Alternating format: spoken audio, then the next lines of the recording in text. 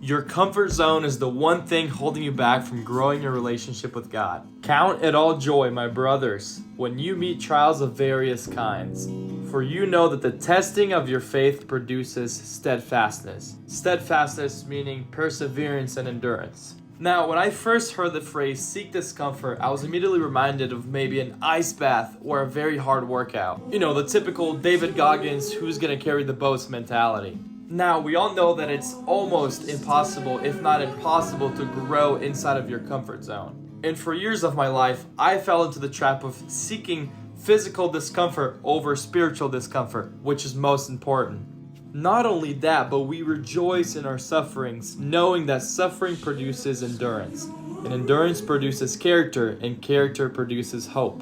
And hope does not put us to shame, because God's love has been poured into our hearts through the Holy Spirit who has been given to us. Once again highlighting that trials, when endured through faith, lead to spiritual growth and a better understanding of God's love. And this is my favorite one. For the moment, all discipline seems painful rather than pleasant, but later it yields the peaceful fruit of the righteousness to those who have been trained by it. Therefore, lift your drooping hands and strengthen your weak knees, and make straight paths for your feet, so that what is lame may not be put out of joint, but rather be healed.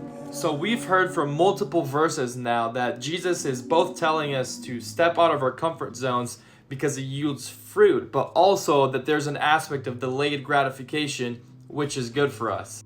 It's easy for a man to sit on his couch and watch TV all day, but it's hard to go out and spread the gospel. It is comfortable to wake up every morning and check your phone and scroll, but it is uncomfortable to step out of your bed and spend some quiet time with God.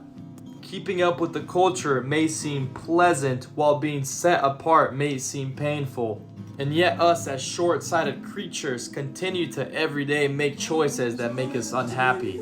Jesus himself said, "Nor do people light a lamp and put it under a basket, but on a stand, and it gives light to all in the house." Now, I obviously don't want to give the impression that by seeking spiritual discomfort, we are aiming to please God more.